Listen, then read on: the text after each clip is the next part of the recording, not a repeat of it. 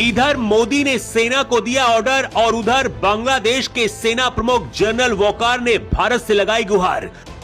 कौन है बांग्लादेशी हजरत अब्दुल्ला जिसने पूर्वोत्तर को अलग करने का ऐलान किया और मोदी ने फिर आदेश दिया। बांग्लादेश के 80% बॉर्डर पर खड़ी है भारतीय सेना और युद्धक विमान। एक ऑर्डर और सब कुछ होगा खत्म। बांग्लादेशी सेना प्रमुख ने भारत को चिट्ठी में क्या भेजा और उस चिट्ठी में क्या है और मोदी क्या करने वाले हैं, जानकर अमेरिका की भी सांसें फूलने लगी हैं। बांग्लादेश के बॉर्डर पर इधर भारत की सेना पहुंची और उधर ढाका से बांग्लादेशी सेना प्रमुख का भारत संदेश पहुंच गया।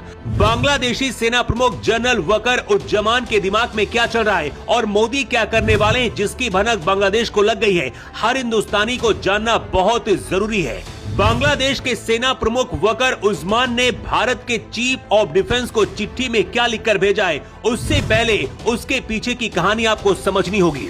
बांग्लादेश में हिंदुओं को टारगेट किए जाने के बाद भारत में लगातार ये मांग उठ रही है कि मोदी को कुछ करना चाहिए। मांग तो ये भी हो रही है कि अब भारत को बांग्लादेश के दीनापुर से मेघालय तक जोड़ देना चाहिए और इस इलाके में बांग्लादेश में सताए जा रहे करीब 13 लाख हिंदुओं को शरण देनी चाहिए, जो भारत के लिए भी प्रॉक्सी का काम करेगा। पिछले एक साल में सबसे ज्यादा भारत के खिलाफ बांग्लादेश में नफरत फैली है और भारत के लिए दूसरा पाकिस्तान बनता जा रहा है। अब इससे मिलिए, ये है बांग्लादेश में नेशनल सिटीजन पार्टी के बड़े नेता हसनत अब्दुल्ला, जिसने भारत को खुली धमकी दी है कि भारत के पूर्वोत्तर राज्यों को अलग थलग कर दिया जाएगा। अब्दुल्ला से पहले चीन जाकर ऐसा ही बयान बांग्लादेश के पीएम मोहम्मद यूनुस ने दिया था। इसलिए भी जरूरी है बांग्लादेश को सबक सिखाना।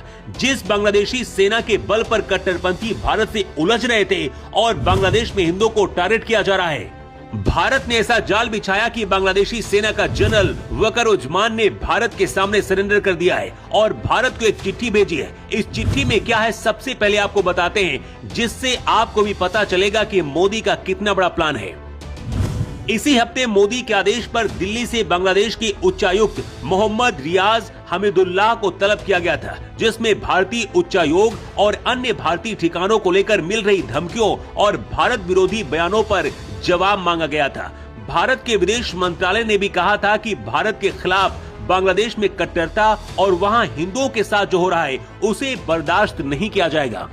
इसी बीच खबर आई कि भारतीय सेना भारी तादाद में बांग्लादेशी बॉर्डर पर पहुंच रही है। इसके साथ ही भारत से लगती बांग्लादेश की करीब 80% बॉर्डर पर भारत की सेना अलर्ट है। इसके कुछ घंटे बाद ही बांग्लादेश के जनरल वकर भारतीय सेना प्रमुख उपेंद्र द्विवेदी के सामने रोने लगे। बांग्लादेशी सेना प्रमुख वकर उज्मान ने भारत से कहा कि बांग्लादेश से भारत को कोई नुकसान नहीं हुआ है और